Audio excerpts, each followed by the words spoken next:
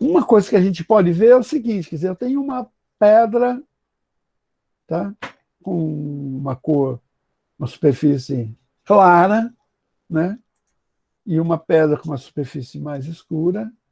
A gente percebe o asfalto, né, até, percebe de que aquilo que foi falado com relação ao albedo, né? Então, essa aqui reflete mais e essa absorve mais, e de modo geral, isso também depende disso, a temperatura de equilíbrio, né? Então, essa daqui, de modo geral, vai atingir uma temperatura de equilíbrio maior do que essa daqui. Então, essas daqui vão estar mais frias do que essas aqui, de modo geral, vai ter uma temperatura maior nos objetos que são absorvedores. O que é a temperatura de equilíbrio? É a temperatura quando a emissão e a absorção atingem, né, atinge a mesma temperatura. Isso acontece quando atinge o mesmo fluxo. Isso acontece numa temperatura específica. Atinge a saída, a quantidade que sai, a quantidade que entra, então vai ter uma temperatura específica. Bom, esse Josiah Wedgwood, acho que é assim que se fala, tá? Ele inventou o pirômetro óptico. Então, é um aparelho que mede a temperatura do forno pela cor da luz emitida. Tá? Ainda hoje é usado, porque esses alto-fornos, cimento, aço, essas coisas, eles são medidos dessa forma, a temperatura, por um pirômetro. Né? Isso aqui é metro de medida, né? Piro de fogo, né? Piromaníaco, né? Um cara que gosta de botar fogo. Fogo. Então, o pirômetro óptico, quer dizer, eu vou ver a partir da cor, temperatura. Então, deixa eu ver se tem aqui outras informações. Não. Talvez tenha informação na. Deixa eu ver se tem informação aqui. Não. Então, vamos em frente. Então, ele era o quê? Um fazedor de vasos. Ceramista, né? Eu acho que esse é o termo, né? E ele, então, construiu um forno, tá? E observou, a partir tendo uma faixa ali de qual que era a cor que o forno estava, com a temperatura. Né? E ele, então,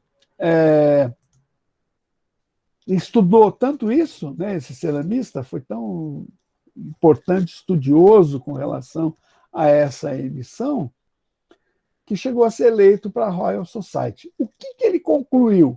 Além de inventar esse pirômetro, o que ele concluiu a respeito do forno?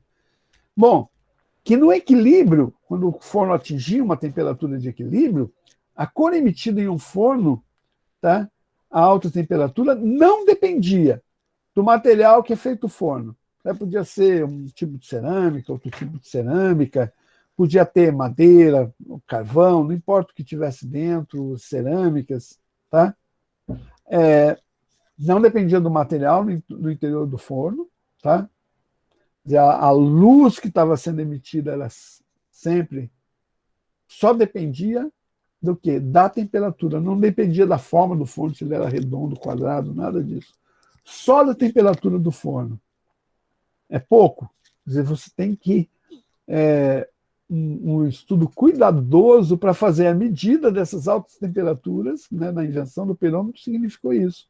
Ele fez medidas das temperaturas que estavam lá no forno e observou que a cor não dependia, então ele teve que fazer fornos de tamanho diferente, fornos de material diferente. É um trabalho experimental bastante interessante, uma conclusão muito importante que vai refletir na nossa tecnologia hoje, né, que é a física moderna, a mecânica quântica. Bom, a ordem, então, por exemplo, né, dessa cor, então, começa a aquecer, vermelho rubro. Depois vai para o laranja. Depois vai para o assim, para o amarelo. Aí depois vai para o branco. Né? Se a cor for muito, muito, muito, muito quente, vai para o azul. Tá? Quer dizer, o azul é mais quente do que o branco, porque o azul implica em não só ter as cores que você tem lá no branco, né, todas as faixas, né, do espectro que você tem no branco, mas significa que eu tenho que ter uma quantidade de azul muito maior para poder ser observada. O azul, a cor como azul. Né? Violeta, para eu ter o violeta, para eu ter, por exemplo, uma chapa, aquecer um determinado material, e que ela fosse emitisse o violeta, eu teria que ter uma quantidade de violeta muito grande e, portanto, uma temperatura muito alta que pudesse se sobrepor às outras faixas que também estão sendo emitidas. Né? Temperaturas. Isso aí, professor, o que o senhor está falando é totalmente aplicável, né? Você vê as estrelas quentes, né? Elas são azuis, né? Que chega até 40 mil graus Celsius. E as estrelas vermelhas, elas são mais frias, né? Que chega até ali uns 3 mil graus Celsius, né? Isso. Então, é totalmente aplicável isso aí também quando você fala das cores das astronomia. estrelas, isso. Isso. Perfeito. Então, porque quando a gente olha, assim, as estrelas, elas não emitem uma faixa em uma faixa do espectro, né? Elas emitem em várias faixas do espectro. A gente só enxerga uma cor. A faixa colorida. Que é visível aos nossos olhos. Isso. Então, eu vou pegar aqui.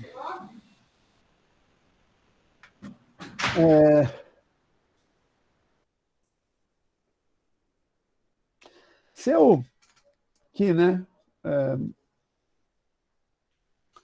Eu vou mostrar depois, mas vamos adiantar um pouco. A emissão é algo assim, né? Então, aqui está o espectro visível, isso aqui é a emissão solar, aqui está o espectro visível. Se uma estrela emite aqui, assim, né? O visível está aqui, ó. Aqui ela, nesse da luz solar, está assim aqui. Já aqui não, aqui está tem muito mais azul e violeta aqui para essa estrela que tem uma temperatura maior, que a temperatura aqui, temperatura que Sol, aqui estrela, vamos por assim, outra estrela, tem uma temperatura daquela estrela é maior do que a temperatura do Sol, emite muito mais energia. Isso aqui é o espectro, quantidade de energia com relação à frequência, ao comprimento de onda, aqui no caso, dessa forma. Perfeito. Então, vou ter muito mais azul. Então, estrelas violetas são estrelas com a máxima temperatura 50. Sim. São bem quentes, né? São bem quentes, né? Perfeito, professor. De superfície, né? 50 mil Kelvin de temperatura de superfície. Não existe estrela verde, porque não existe uma combinação possível dessa radiação que dê uma tonalidade na superfície de verde. Tá. Voltando. Estou onde? Não. Estou aqui. Aí ele voltou atrás. Não, eu voltei aqui. Não, estou aqui mesmo. É isso. Eu não lembro que desenho que eu fiz esse. Quando que eu fiz isso aqui? Vou apagar. Opa. Não era isso.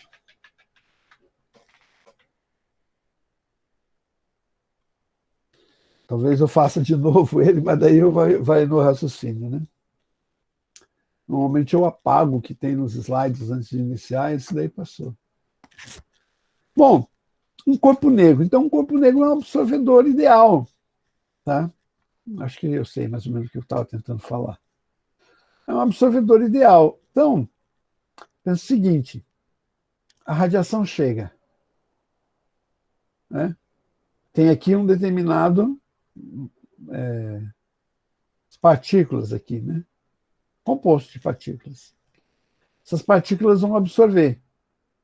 Então, elas estavam oscilando, quando elas absorvem vão oscilar mais, né? Vão aumentar ao absorver, vão aumentar a sua oscilação. Então, elas estão guardando essa energia na forma dessa oscilação. Tá? Não depende. Por exemplo, tá, chegou essa radiação aqui.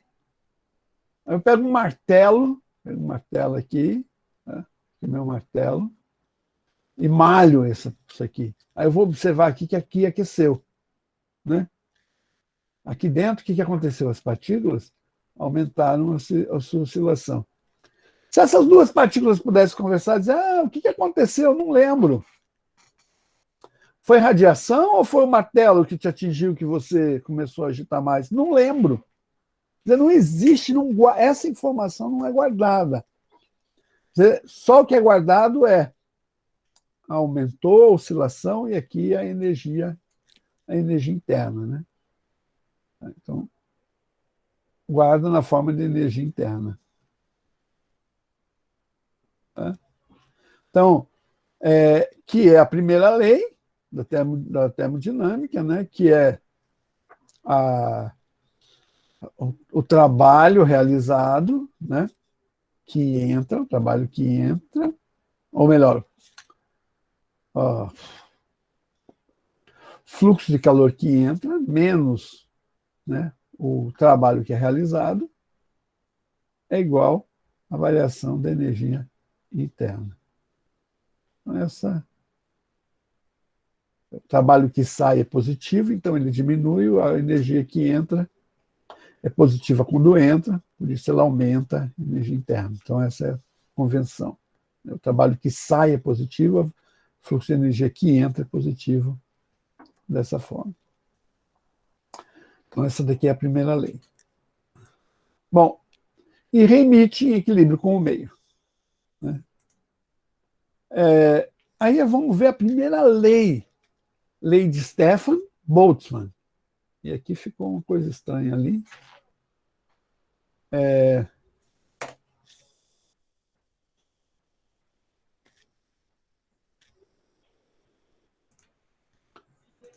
Vou tirar isso daqui, ver se eu consigo pôr a letra que tem que ser. Aqui, né? Pronto. Então, essa letra, sigma aqui. Tá? Então, a lei de Stefan Boltzmann diz o seguinte, esse U aqui tem a ver com o fluxo. Tá? Então, a unidade disso daqui. Desculpe. A unidade disso daqui é watt por metro quadrado. Tá? Então, a quantidade de energia que está sendo produzida por segundo por metro quadrado depende da temperatura quarta. Tá? Então, um corpo que esteja emitindo, por exemplo, vamos supor, pegar uma determinada superfície aqui da Terra, não importa quanto. Observe que essa superfície da Terra aqui está emitindo 100 watts. Tá? Aí eu pego uma mesma tamanho da superfície aqui, tamanho mesmo, mesma área. Tá? E observo quanto que vai estar sendo emitido ali. Perfeito.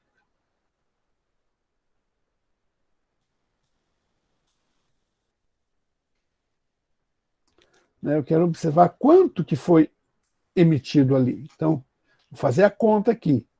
Tá? Então, aqui estava emitindo 100 watts, tá? Para uma determinada área.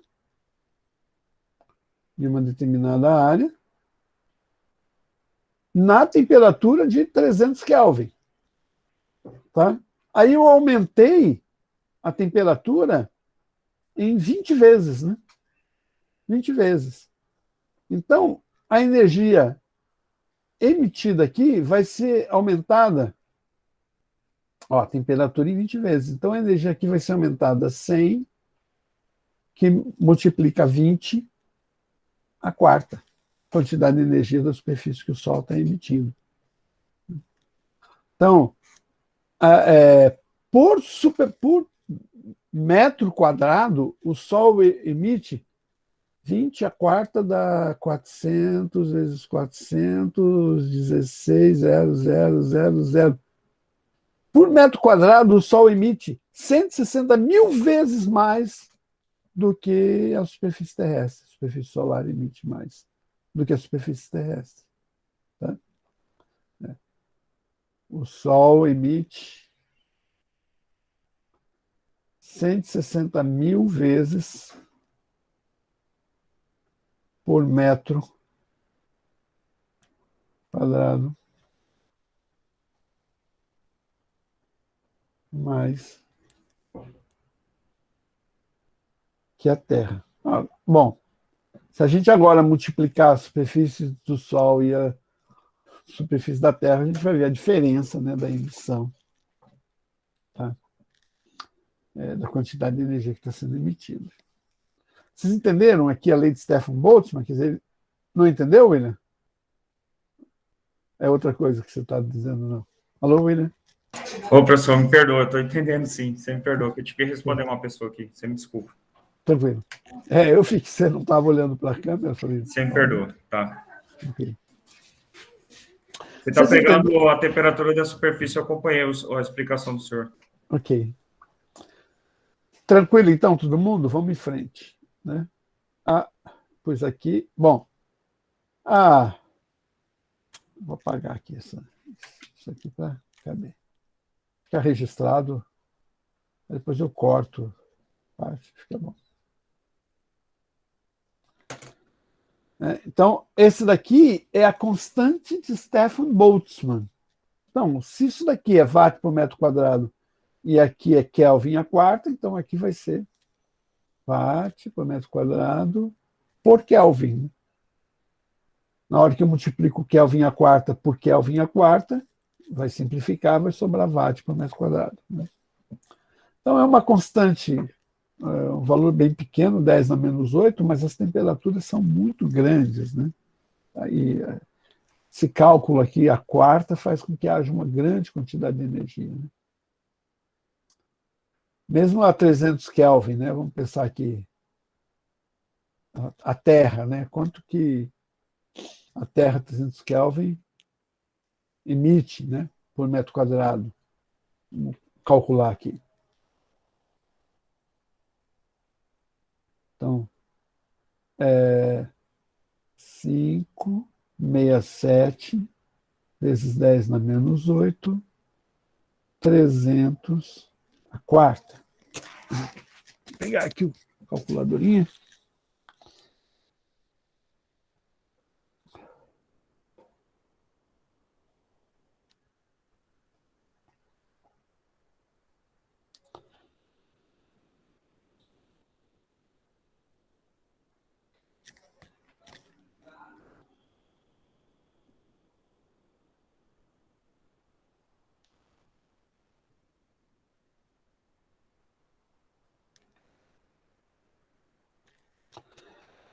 Ficou 459 watts por metro quadrado. É bastante. Né? 459 watts por metro quadrado. Se eu não errei a conta, é isso. Tá? É bastante, é uma grande quantidade de energia que está sendo emitida. A Terra recebe 1,37 watt, 370 watts por metro quadrado chega da radiação solar. E devido a essa temperatura, ela emite em torno de Opa, fiz algo aqui errado. Pronto. Então está na ordem.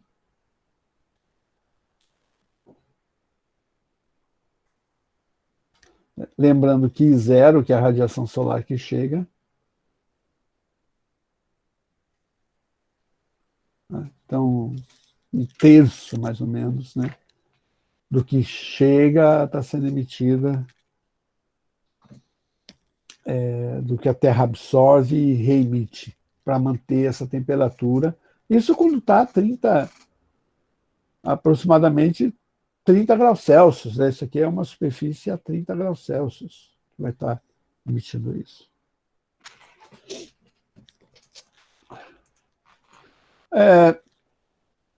Lei de deslocamento de Wien. A gente vai ver essas leis que iniciaram lá, a primeira lei, né, que iniciou lá pelo Wedgwood, e agora nós estamos aqui no Stefan, no Boltzmann. Só falar mais uma coisa do Stefan Boltzmann, que eles não trabalharam juntos, não era uma equipe, viu? A Stefan Boltzmann não foi assim. O Stefan descobriu essa lei experimentalmente, empiricamente, né? E o Boltzmann deduziu essa lei por métodos estatísticos. Mostrou de que a emissão ia ser uma temperatura quarta a partir de um estudo estatístico. Bom, Wien, outro pesquisador, isso aqui é tudo final do século XIX, início do século XX, né? Esses estudiosos, uma expressão do final do século XIX. Então, de acordo com a temperatura, eu tenho essas curvas, tá? A intensidade da radiação, né? E na curva tem a intensidade da radiação e essas curvas aqui, tá? Então, o comprimento de onda vai aumentando, eu tenho um ponto em que o comprimento de onda é máximo. Quer dizer, tem a máxima emissão, melhor falando. Eu tenho um determinado comprimento de onda em que eu tenho o pico de emissão, que depende da temperatura. Quanto maior a temperatura, menor o comprimento de onda, né? Mais próximo do zero. Vai diminuindo a temperatura, né? Vai diminuindo, o pico vai aumentando o comprimento de onda, onde é o pico. Tá? De tal modo que o produto entre a temperatura e o comprimento de onda máxima é uma constante. Nesse caso aqui, se eu ligar os picos aqui, vou fazer uma cor. Se eu fosse ligar os picos aqui, a curva que ia dar, né? Ligar aqui, né? Ver se eu consigo fazer isso aqui sem ficar muito. Né? Ligar aqui, opa, ficou horrível, não adianta, não consegui. Mas essa curva aqui é uma hipérbole. Né? Certo? Quer dizer, se eu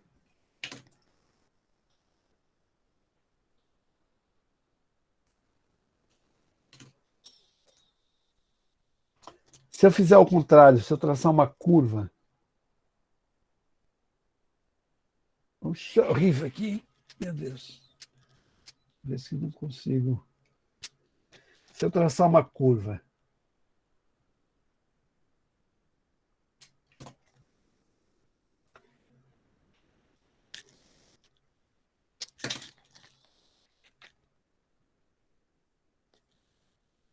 Aqui.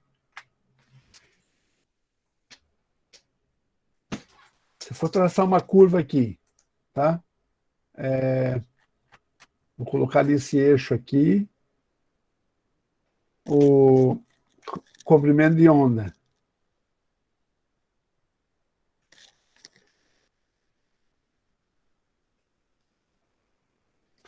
E nesse trecho, e nesse eixo aqui, eu colocar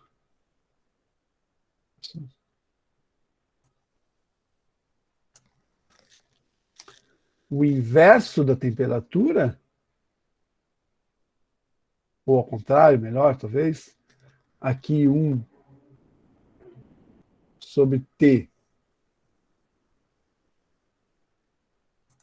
e aqui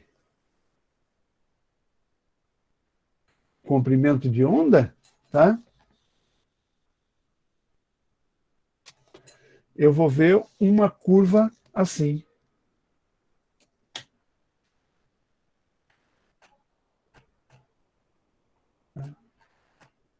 Uma reta. Não sei a qual inclinação aqui, depende, né, dos valores da escala, mas eu vou ter uma reta aqui. Tá? É isso que diz a equação, né? Deslocamento de Wien, quer dizer, comprimento de onda vezes temperatura é uma constante de Wien. Então, o comprimento de onda é 1 sobre T vezes uma constante.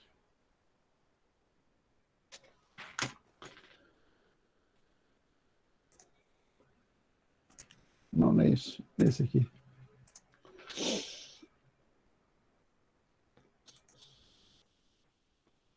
Bom, essa constante vale 2.897,8 micrômetros vezes K, vezes Kelvin.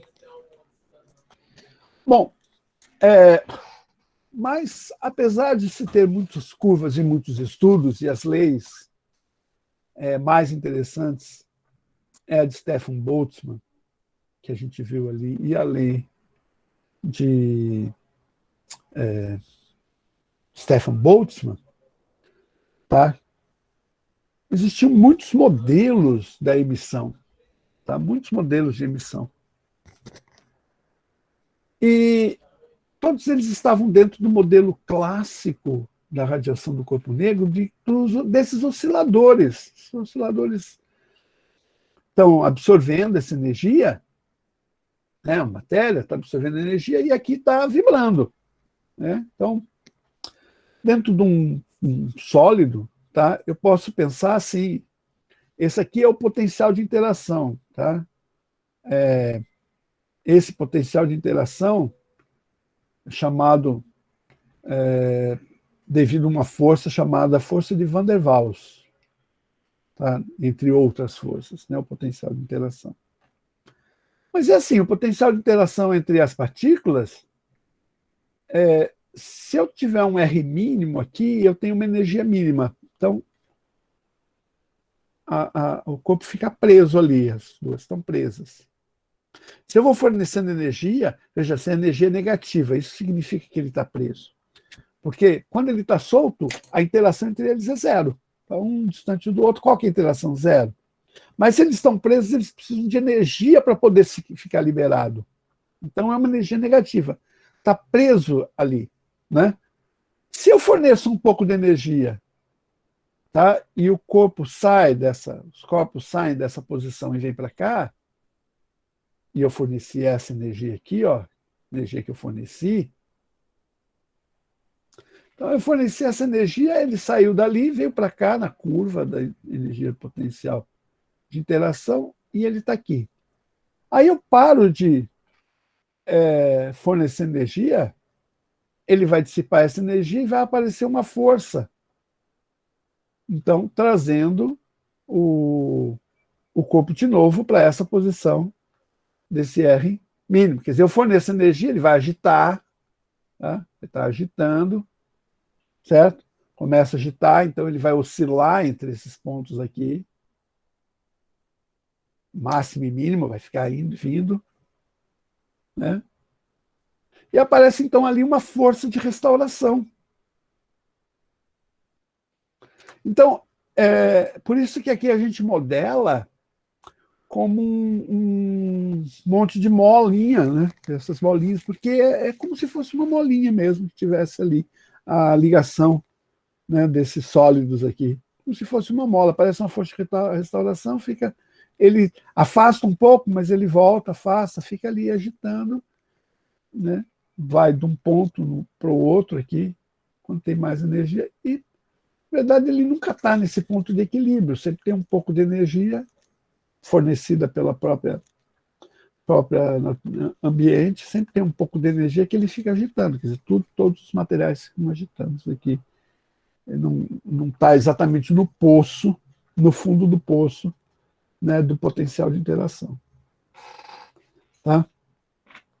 Então, eu tenho isso. Quando que se ele se aproxima demais, a energia cresce muito, porque daí os caroços aqui vão se repelir. Né? O caroço que a gente diz você tem a força, você tem a eletrosfera, a banda de valência, né? Que é onde dá a interação, as ligações químicas. Abaixo disso a gente chama de caroço. Então tem o próton lá e tem os elétrons, e se aproxima muito, eles vão se repelir, ficar muito próximo as camadas eletrônicas que vão se repelir. Né? Se você afasta muito, aí a ligação química faz com que ele volte. Então ele fica nesse conjunto aqui das forças, tá? De repulsão e atração entre as camadas eletrônicas, etc. Né?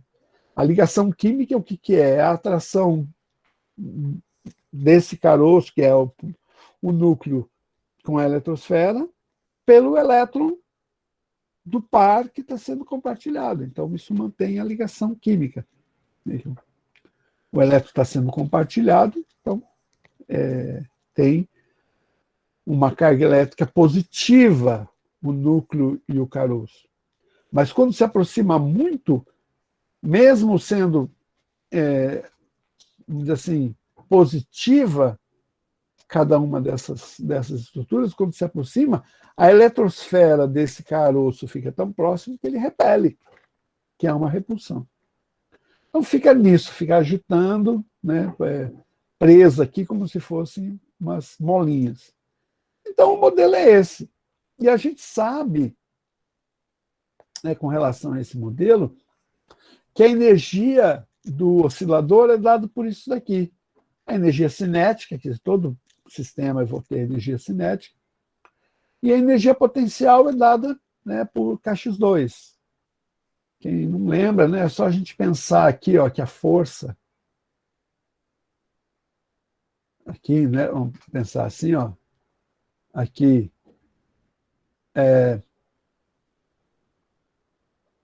a força, que é Kx, pensando só em módulo, e o X, né? Então, quando aumenta X, aumenta a força igual. Saiu meio fora ali, vou corrigir aqui. Aumenta a força igual, a força aumenta com o X. Estou colocando aqui, esse F aqui é a força equilibrante. A energia potencial é um trabalho. Energia é um trabalho. O trabalho é o quê? Força, que é menos F, que é a força equilibrante da força que age, vezes X, no caso, né, para eu calcular todo o trabalho, é o que está abaixo da curva, essa quantidade aqui. Então é F, que é Kx, em cada instante, faz uma... Né, para todos os instantes eu teria isso aqui. Para F constante, o valor de F qualquer constante, eu teria essa caixinha aqui, que seria o trabalho. Para outro F constante, eu teria essa caixinha aqui, que seria o trabalho. E assim por diante, somando da área de baixo da curva, que fica isso daqui. Então, a energia potencial é Kx vezes X sobre 2, que é Kx ao quadrado sobre 2, energia potencial da mola. Resumidamente, né, sem usar a integral, eu tenho isso aqui. Kx2 sobre 2. E energia cinética. Bom, a energia cinética, a velocidade aqui, sem considerar a amplitude, mas a velocidade depende da frequência, né? Isso aqui está oscilando. Se ele oscila devagar, poucas vezes a frequência, a velocidade menor, né? Se ele oscila rapidamente, a velocidade vai ser maior. Se eu tenho maior frequência, eu tenho maior velocidade. Então, é possível mostrar que a energia depende da frequência de oscilação. É um alfa, para cada estrutura tem uma amplitude, tem um K, tem um... Né? É um alfa, e a frequência ao quadrado. Né? Velocidade ao quadrado, né? Pensando assim, ó, a velocidade é um ΔX sobre um ΔT. Então, a frequência... E frequência é o inverso de um T. Então, é possível mostrar, né, que a energia total, num modelo clássico, chamado modelo de Rayleigh-Jeans, modelo clássico do corpo negro, é possível mostrar de que a energia dessa estrutura aqui é proporcional à frequência, ao quadrado. Tá? Esse modelo clássico ele vai ser usado no modelo quântico, essa energia aqui dependente da frequência. Mas nós estamos aqui no final do século XIX, início do século XX, e a situação era essa.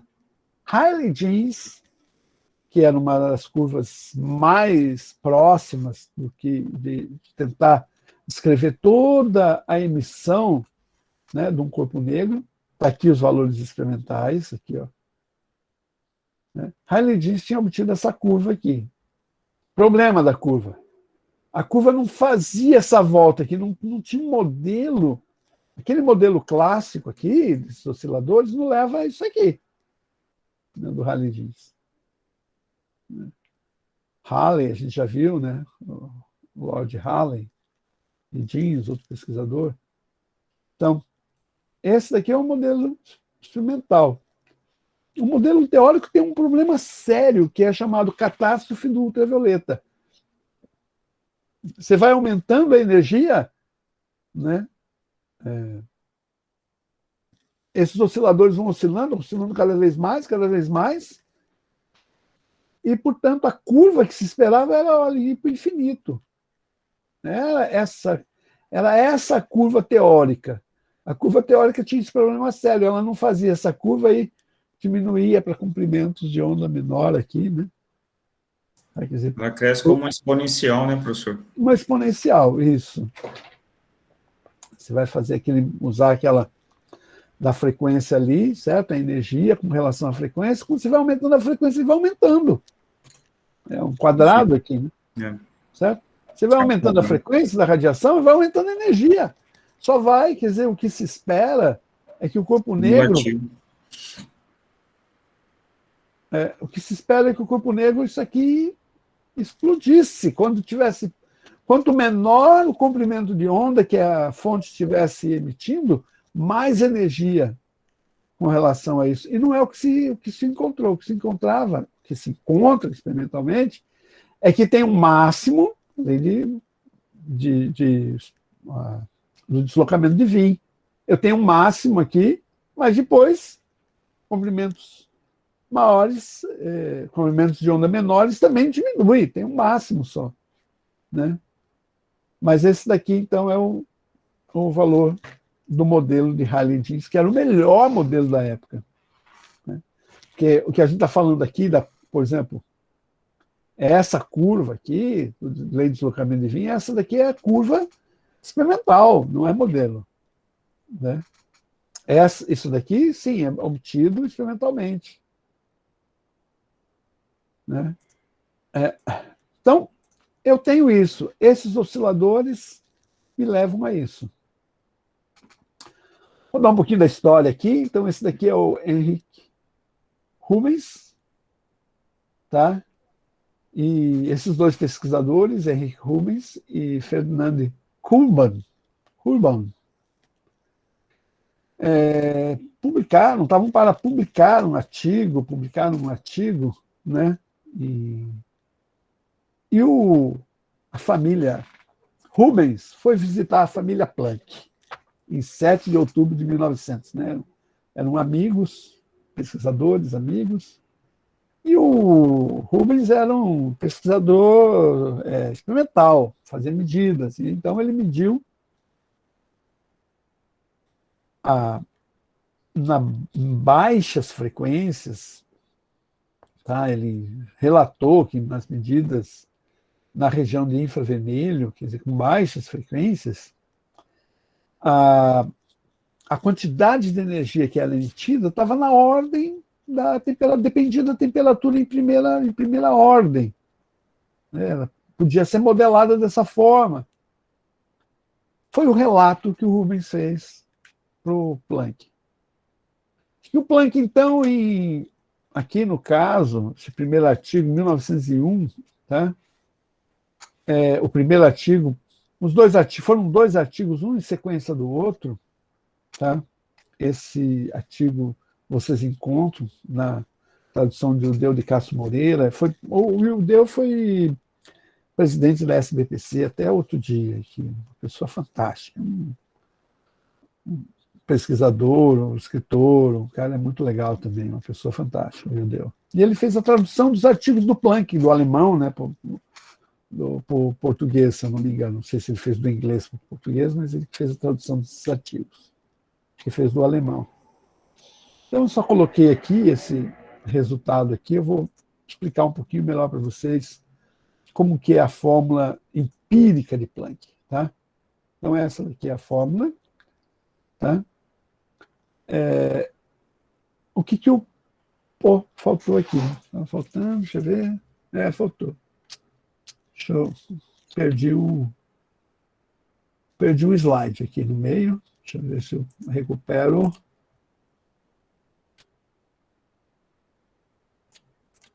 Aqui, esse slide aqui ficou oculto. Vou mostrar o slide. Não me pergunte por que esses dois slides ficaram ocultos. Vamos a eles. Eu não vou deduzir nada aqui, tá? Só vou tentar mostrar para vocês qual que foi a lógica, a genialidade do Planck, a lógica dele. O que ele fez? Ele fez o seguinte, olha, essa quantidade de energia, né, potência por metro quadrado, energia por segundo por metro quadrado, tá? Ela vai ser proporcional à frequência ao quadrado, como se tinha lá do Halley, né? Foi o Halley que fez isso aqui? Halley-Jeans, do modelo de Halley-Jeans, isso, né? Vai ser igual ao modelo de Halley-Jeans, quer dizer, vai ser proporcional à frequência ao quadrado. Mas, tá? A quantidade de energia de cada emissor, desses emissores, quer dizer, para cada emissor ela é proporcional à frequência ao quadrado. Tá? Então, nesse sentido, o modelo de Halley-Jeans estava certo. Para cada emissor estava... Mas a quantidade de energia média desses emissores, tá? Quer dizer, eu tenho que calcular essa média aqui, da quantidade, que depende da frequência e da temperatura. Eu tenho que considerar que esses emissores, individualmente, né, têm valores máximos e mínimos e médios para ser emitido ali. Tá? Bom, então, a hipótese de Planck é que a energia de cada oscilador máximo ali, que vai emitir, etc., ela era proporcional à frequência. É isso. Tá? Quer dizer, a energia é proporcional à frequência da oscilação, da frequência, portanto, da onda que a gente vai observar sendo emitida. Né? Fazer a frequência da oscilação, a frequência da onda que vai ser emitida, é o que a gente falou lá atrás. Então, na hora que você faz esse cálculo da média, com todos os osciladores, né? Então a frequência que eu faço, eu somo, né, a energia, tá? Um determinado peso, e somo todos os pesos. Na hora que eu faço essa média, que é isso daqui, eu tenho essa, que seria, então, a estatística, né, da presença desses osciladores. Quantos de osciladores que eu tenho em cada para cada frequência, porque os osciladores são diferentes, então não são todos osciladores iguais, são osciladores diferentes, tem médias diferentes. Tá? E eu tenho, então, essa frequência aqui. Então, essa que foi a genialidade do Planck foi supor que a energia de cada oscilador dependia da frequência. Tá? Então, quando você vai fazer esse valor médio, tá? Para tirar toda essa energia máxima, né, de cada oscilador aqui, energia média de cada oscilador, vai aparecer isso daqui, nessa expressão, que é proporcional à frequência, HNI, né, na hora que você tira a média. E a hora que você bota lá e faz o cálculo, aparece uma expressão como essa daqui. Essa expressão aqui, ela ajusta, não vamos entrar muito nos critérios, mas essa expressão aqui, ela ajusta direitinho aos valores experimentais. Então, sensação, início da física moderna. Óbvio que ele não sabia que era o início da física moderna, né? Mas é o artigo que dá início à física moderna, porque ele explica com uma hipótese quântica. Quer dizer, eu não posso ter qualquer valor de energia para os emissores, eu só posso ter valores constantes. Aqueles osciladores, eles não podem ter qualquer valor. Esses osciladores, eles só podem ter valores constantes. Múltiplos, constantes e múltiplos da frequência, né? NF, 2F, 3F vezes a constante aqui, a energia depende da frequência do oscilador. Tá? Então, isso impõe uma condição para essa média aqui, para o cálculo dessa média, que limita a curva aqui no ultravioleta. Faz com que a curva seja menor no ultravioleta. Então, esse cálculo aqui é um cálculo interessante, mas um cálculo mais difícil, eu não vou fazer, nem me preparei para fazer esse cálculo, mesmo que vocês o quisessem, e eu acho difícil que vocês também queiram, porque é um cálculo que leva bastante tempo, complicado. Para achar essa média aí, porque na verdade não é uma soma, é uma integral, etc, etc. Mas o que é legal nisso é como que uma hipótese, né, em que limita valores das energias dos osciladores resolveu o grande problema que era da catástrofe do ultravioleta. Então, essa expressão aqui é a curva experimental, tá? Aqui está a frequência, né? Ela é diferente da que eu apresentei aqui, porque aqui eu tenho o comprimento de onda, né? Ela não é simétrica em torno do ponto mais alto aqui. Ela, né, na frequência aqui, ela vai crescendo, crescendo, crescendo, como a dos osciladores comuns, mas quando eu tenho para alta frequência, aí eu não vou ter, né, muitos osciladores para as altas frequências. Então ela cai a energia. Pode falar, William.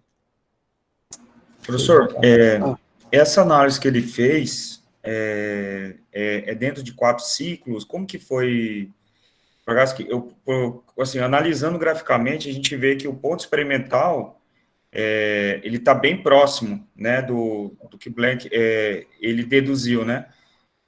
Só que tem alguns pontos que ainda estão um pouco fora, né? Você pega 2 pontos aqui, ó, nesse tracejado do N. Aqui, por exemplo. Isso, né? Esse aqui, tá. Uhum. Então, provavelmente tem algum ajuste fino a ser feito dentro dessa fórmula, ou não? Não. Porque não ficou 100% em cima, né? Apesar de que ele conseguiu uma exatidão maior quando ele começa a entrar nessa área de pico aqui, né?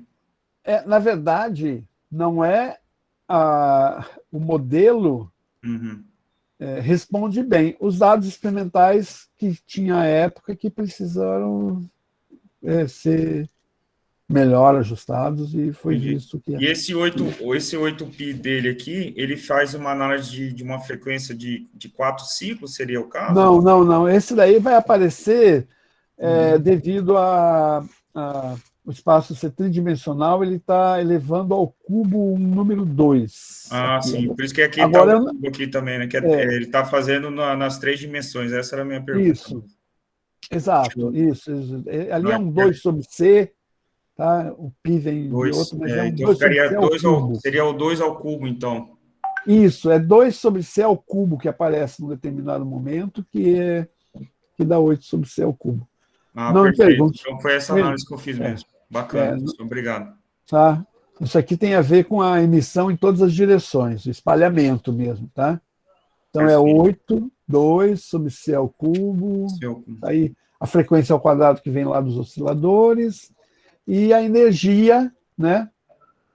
Porque eu estou calculando energia aqui e a energia dos osciladores, né? Certo? Ó, tem aqui, né? A energia é proporcional. Não foi antes um pouquinho? Aqui. A energia é proporcional à frequência ao quadrado. Então, frequência é 1 sobre T. Né? Então, T ao quadrado. Então, isso daqui tem energia, tempo ao quadrado, esse alfa aqui. Né? Perfeito.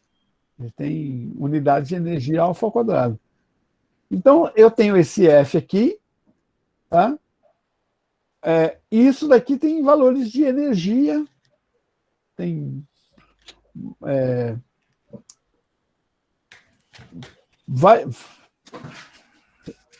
quero ver o que dá aqui. T, olha, aqui, né, vamos ver, só para a gente apagar aqui. Isso daqui é energia, então, Joule. Comecei errado.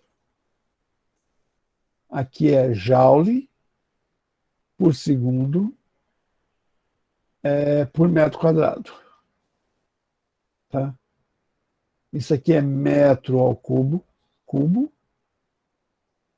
segundo ao cubo. Esse aqui é segundo ao quadrado, né? Então ficou disso daqui, né? Passar isso aqui para lá, vou passar isso aqui para lá, né? Esse aqui ficou o C ao cubo sobre F ao quadrado vezes alguma coisa que não tem dimensão, né? Passei para lá sobre 8π, né? Certo? Que não tem dimensão aqui, né? Mas seria isso daqui. Então, que unidade que tem isso daqui? Isso daqui tem joule por segundo, C ao cubo fica metros ao cubo. Passei certo? Joule por segundo por metro quadrado. E ficou... Isso. Que ficou sobre segundo ao cubo. E aqui, segundo ao quadrado, já que é hertz, né?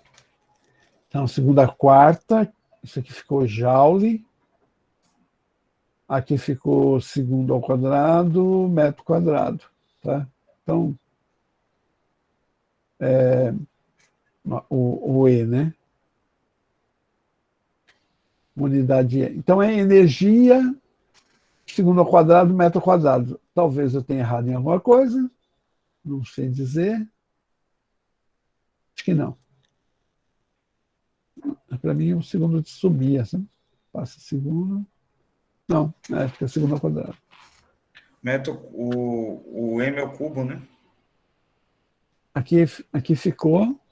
J, M é o cubo. Aí você cortou aqui. Aqui era M ao quadrado. M ao cubo, M. Só o M. Isso, aí fica só M, perfeito. Bom, mas é unidade de energia por metro por segundo ao quadrado, isso aqui, né? Que depende da frequência, então tem um segundo aqui, a mais aqui, devido a essa dependência da frequência aqui, né? Tá? Pois mas ele está pegando esses osciladores, essas energias aqui, ele está dizendo, olha, essas energias aí, tá? esse valor dessas energias, que eu vou tirar a média no tempo, no espaço, etc., ela é proporcional a NH vezes a frequência. H é energia por segundo, joule por segundo, tá? E F é 1/segundo. Então, essa quantidade aqui é isso que ele está tirando a média, tá? Quando ele está fazendo isso, é disso que ele está tirando a média. Essa hipótese aqui de jogar ali essa HNI, H vezes F, né? E na hora que tira essa média, é que vai levar em que essa média de energia aqui seja proporcional a. É engraçado, isso daí tem alguma coisa faltando, sabe? Porque aqui deu em energia só. Será aqui, ó, o em watt por metro quadrado. Tem alguma coisa, eu vou até verificar de novo. Tinha que ter dado energia só em joule, isso dali. Essa média aí tinha que dar em joule. Mas é um cálculo que ele faz, eu vou até verificar melhor no artigo do Judeu, a publicação lá do Planck, então, para melhorar. Se eu achar alguma coisa que vale a pena, eu trago numa próxima aula. Mas é isso, ele faz aqui uma média e o grande sacada é limitar isso daqui de tal modo porque essa expressão aqui, olha, é que vai dar, né, esse valor dessa média aqui, na hora que faz essa média, essa curva, ela dá... Opa, para frente mesmo. Ela dá essa curva aqui. Tá? Quer dizer, essa expressão aqui que faz com que a curva seja dessa forma, né? Essa exponencial aqui, tá? Que faz com que seja dessa forma. Muito interessante, né, professor? Que muita gente diz que foi só um truque matemático, né, que o Planck usou ali para solucionar esse problema, mas proporcionou, né, ali a correção ali, né, Exato. dessa questão. E ele acabou tendo que considerar uma violação também, né? Que antes, né, a física clássica tem aquela lei da equipartição da energia, né? E aí ele teve que considerar a violação dessa lei, né? Para poder fazer isso, para poder quantizar, né, a energia. É muito interessante esse resultado, acho bem legal. Sim, é fantástico a questão da... que foi apenas um truque matemático, eu acho que o Planck teve várias coisas. Ele fez isso em 2 meses, 2, 3 meses, né? Então, ele considerou essa interpolação nos dados teóricos aqui, da parte baixa, de baixa frequência, e da parte de alta frequência. Então, houve uma interpolação em que ele usou nessa interpolação, tá, os dados do Rubens. Bem lembrado por você, eu já estava esquecendo isso. Aonde que o Rubens entra aqui? Para fazer essa interpolação, ele usou os dados do Rubens. Olha, aqui, nesses daqui, eu vou usar a proporcional à temperatura.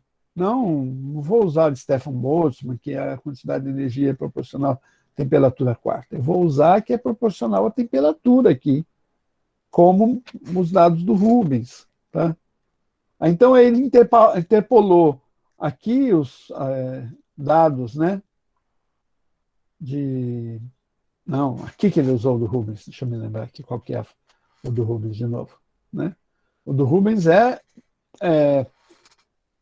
para baixas frequências... não, era ali mesmo. Não é baixo comprimento de onda, não. Para baixas frequências. Para baixas frequências, ele usou os dados de Rubens. Né? E aí, ele conseguiu, interpolou daqui, dos dados de Rubens e dos dados experimentais aqui, e ele interpolou para chegar a essa curva aqui. Né? Ajustou melhor do que a do Halley, mesmo desde o início do Halley ou a do Wien. Né? Ele foi interpolando os dados baixa frequência com os de alta frequência para achar essa curva aqui. Teve a hipótese, teve o cálculo, teve muita coisa aqui. Não é assim... Interessante quando a gente olha de longe, mais de um século, e vê um trabalho bem sucedido,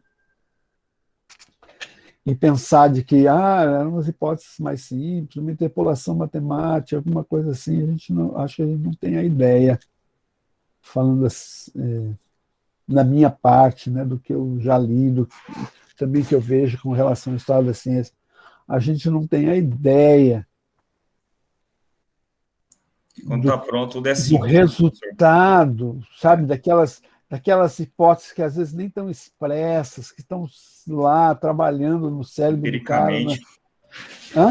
Está muito avulso, está muito solto ainda, né? Depois que vê tudo pronto, tudo é simples, né? Mas seja o pioneiro, né? Então, assim, né, de você ir calibrando as coisas meio... Assim, o que uma pessoa chama de intuição, insight, tudo está ali, o cérebro trabalhando em batch, como eu diria, né? Fazendo uma comparação com computação, né? O cérebro está ali trabalhando em batch, né? Está moendo aquelas coisas, né? Fazendo milhares de cálculos e, como eu já falei, né? Eu acho que para vocês, às vezes eu pegava uma lista de exercícios quando estava estudando em Campinas, um professor de quântica. Às vezes você ficava trabalhando horas e horas em cima daquela lista e não chegava. Aí você vai, vou dormir. Aí no outro dia eu acordava, tomava um banho, no meio do banho, é isso! Quer dizer, não foi um insight que veio da parede, do chuveiro, da água que estava caindo. Meu cérebro estava trabalhando, estava resolvendo, né? Quer dizer, também, minha tese de doutorado, quantas vezes não está fechando, não está dando certo, de repente se muda uma coisa, aí você observa aquilo que você estava procurando, que você estava perguntando. Então, quer dizer, essa interpolação, por que ele interpolou? Não é como se fosse assim, um truque da interpolação, que ele tivesse olhado na parede e tivesse escrito interpola, vai, interpola isso aí, né? Quer dizer, não sei, minha impressão, não estou falando de você, Amanda, estou falando de algumas vezes do que a gente lê na internet. Pelo que eu percebi, você justamente tem uma ideia parecida com a minha, né? Que é reduzir a ideia da interpolação a um cálculo matemático completamente distante de uma lógica, de um resultado. Por exemplo, quando fala da interpolação, não fala de que aqueles dados que o Rubens forneceu para ele é que motivaram a uma ideia, poxa, mas então tem que se ajustar aos dados do Rubens. Isso. Então eu tenho que conseguir fazer uma curva que coloque, né, que leve em consideração os dados do Rubens, né? E os outros dados, porque eu acho que muita gente deve ter tentado. Não li nada sobre isso, estou falando aqui uma ideia minha. Provavelmente muita gente deve ter tentado pegar esses dados experimentais e tentar interpolar, fazer uma curva empírica qualquer aqui. Muita gente deve ter feito isso. Mas foram os dados do Rubens que permitiram que essa curva empírica fosse traçada, porque os que tentavam com os dados sem essa indicação que o Rubens deu, devem ter falhado nesse sentido, né? Sim, o que eu disse é que, assim, tem muita gente que tenta pegar, digamos que desmerecer, né, o resultado que o Planck obteve, mas eu acho que ele foi extremamente genial, né, por ter tido essa sacada e é considerado o pai da quântica, né, praticamente. Então, eu acho ele incrível de verdade. Eu acho que a interpolação foi genial e a hipótese para fazer um modelo teórico, que é o segundo passo, né? Ele conseguiu a curva, daí ele fez uma hipótese do modelo que se ajustou de que os osciladores eram quânticos. É muita coragem também, né? É muita coragem chegar. Esses osciladores só podem oscilar em determinados valores. que é isso? De onde você tirou esse negócio? É muita coragem. Sim, até porque a lei da equipartição já era uma coisa bem estabelecida, né, na física. A pessoa ter coragem de falar, não, não é assim que funciona, tem que ter muita coragem mesmo. É. Gente, vamos... deixa eu ver aqui. Então, essa é a fórmula, tá? E aí, o que, assim, dessa curva aqui do Planck, o que dá para a gente dizer é o seguinte: esse modelo do Planck explica tudo. Tudo. Explica o deslocamento de Wien, explica a lei de Stefan Boltzmann e explica o que a gente vai ver depois, outros comportamentos, explica a curva do total, vamos dizer assim, né, da radiação de corpo negro, então, Wien e Stefan Boltzmann, mas vai explicar mais, vai explicar vários comportamentos, né? Porque como você tem um quantum de energia, vai explicar vários comportamentos da matéria e basicamente vai ser confirmado, 2 outros experimentos vão confirmar isso, que é o efeito fotoelétrico de Einstein, do qual ele ganhou o prêmio Nobel, e o efeito da colisão, como é que é? Esqueci o nome do pesquisador. Foi.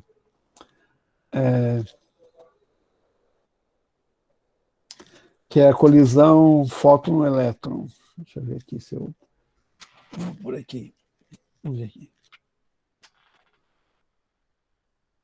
Vou pegar aqui. Vou ver se eu acho aqui. Colisão fóton-elétron. Vamos ver se vai com isso daqui. Compton. Efeito Compton. Né? Então,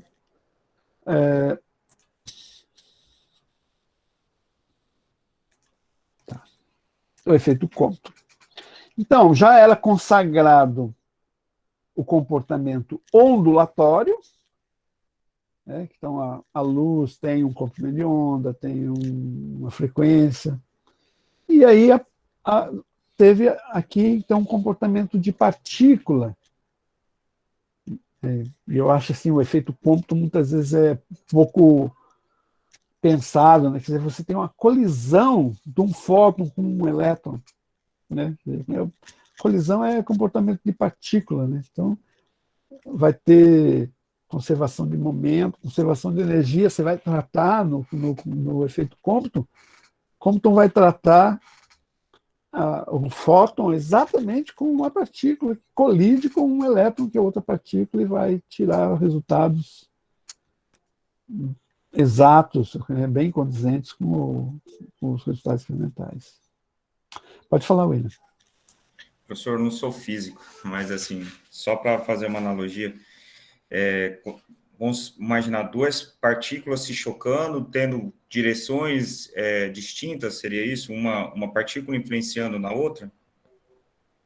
Sim. Ia criar um ângulo, ia criar um novo sentido de vetor, vamos imaginar assim?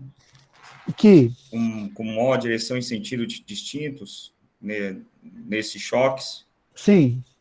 Tá? Então, aqui, ó. Só para me imaginar. Uhum. Obrigado. Eu vou pegar aqui, vamos ver aqui se tem. Deixei aberto. Está aqui, né? Vou pegar aqui, ó. Tá. Tá. Cadê aqui, ó?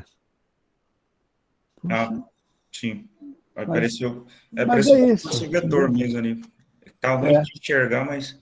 A imagem não foi muito... Opa, não é aqui que eu tenho que mudar. É aqui. Pegar uma imagem melhor, né? Aqui. Tá. Eu acho que essa daqui é uma boa imagem. Tá? Olha.